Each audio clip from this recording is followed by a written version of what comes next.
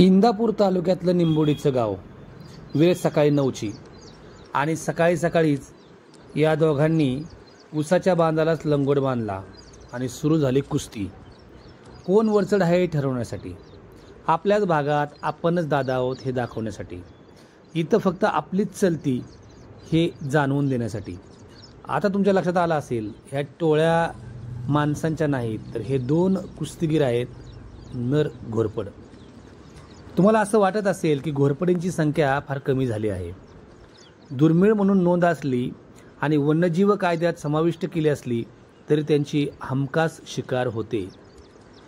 घोरपड पकडणं तेवढं सोपं नाही, परंतु विविध आजारांसाठी त्यांचं तेल उपयोगी असतं. अशा प्रकारची अंधश्रद्धा पसरल्यामुळं या घोरपडी मारण्याचं प्रमाण मात्र वाढलंय. आता ही कुस्ती कशासाठी चालली असेल बरं? तर घोरपडींचा मुख्य प्रजननाचा हंगाम असतो जून ते सप्टेंबर दरम्यानचा, आणि त्याची सुरुवात खरं तर एप्रिल महिन्यापासूनच होते. म्हणजे त्याची तयारी एप्रिल महिन्यापासून होते. म्हणजे काय होतं तर एप्रिल महिन्यापासूनच नर घोरपड हे त्यांचं लढाऊ वर्तन दाखवू लागतात. आपल्या भागात आपणच श्रेष्ठ आहोत आणि आपल्याशिवाय इतर कोणीही प्रजनन करू शकणार नाही, म्हणून त्यांच्या टेरिटरीमध्ये म्हणजे वसाहतीच्या भागामध्ये इतर दुसरा कुठलाही नर येऊ शकणार नाही आणि त्यांच्यावर हक्क गाजवू शकणार नाही. अशा प्रकारची तजवीज करण्यासाठी ही कुस्ती असते. जो हरेल त्यानं या टेरिटरीतून बाहेर जायचं. त्याच्यामध्ये त्याला पुन्हा पुढच्याच प्रजननाच्या काळात त्याला प्रवेश. तोपर्यंत त्यानं कुठलाही विरोध करायचा नाही, आंदोलनं करायची नाहीत, मोर्चे काढायचे नाहीत आणि यांच्या कारभारात दखल द्यायची नाही. आता मग अशा वेळी एखादा नर समोर दिसला की या दोघांची खडाखडी सुरू होते. आता निंबोडी गावातला हा व्हिडिओ पाहिला तर तुम्हाला वाटेल की मजेमजेनंच ह्यांची स्पर्धा सुरू झालेली दिसते, पण तसं नाही.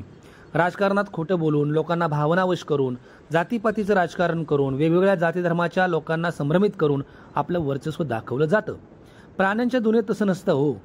इथं तुम्हाला ताकदच दाखवावी लागते, आपण श्रेष्ठ आहोत हे सिद्ध करण्यासाठी. ती ताकद मतदानामध्ये, प्रचारामध्ये, सरकारी यंत्रणेला, कर्मचाऱ्यांना मॅनेज करून मिळत नाही. ज्याची ताकद खरोखरची तो इथला राजा असतो. तोच राजा मग दिसेल त्या राणीशी आपला संसार थाटतो. प्राण्यांच्या दुनियेतलं हे एक सत्य, बाकी माणसांच्या दुनियेत सारं काही मिथ्याच. मग तिथं राजस्थानचा हायवे देखील चालतो. तर मित्रांनो, बंगाल मॉनिटर म्हणजे घोरपडीच्या मुख्य प्रजननाचा हंगाम हा जून ते सप्टेंबर. घोरपडीची मादी अंडे घालते. साधारणपणे एका वेळेस 25 ते 30 अंडे ही मादी घालते आणि ती एखाद्या बिळात किंवा वाळवीच्या वारुळात घालते. अंडे घातल्यानंतर ते बीळ किंवा वारुळाचं तोंड पालापाचोळ्यानं बंद करून घोरपड निघून जाते आणि निसर्गाच्या वरदानात नवीन पिढी जन्माला येते. इथं मुलांचं करिअर नसतं, अकॅडमी नसतात, त्यासाठी 2-2 लाखाचे शुल्कही नसतात. फक्त 1.5 विटाच्या पोटासाठी थोडीशी धावाधाव असते. दररोजचं जगणं एवढंच त्यांना माहीत असतं. त्यामुळेच एप्रिल ते मे आणि जून महिन्यातली ही लढाई संपली, कुस्ती संपली, तर वर्षभर हे सगळे प्राणी वर्चस्वासाठी लढत नाहीत.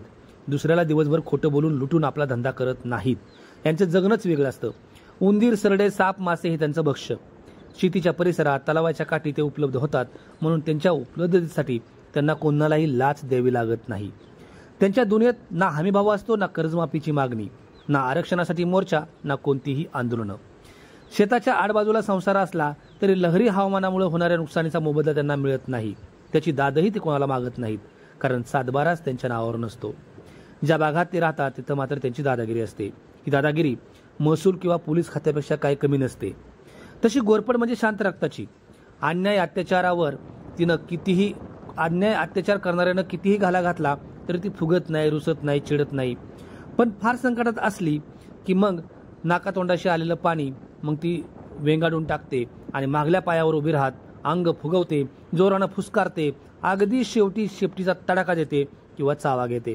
याच्या पलीकडं त्यांच्या दुनियेमध्ये मोठे मोठे बॉम्ब, मिसाईल, विमानं असलं काही नसतं म्हणा.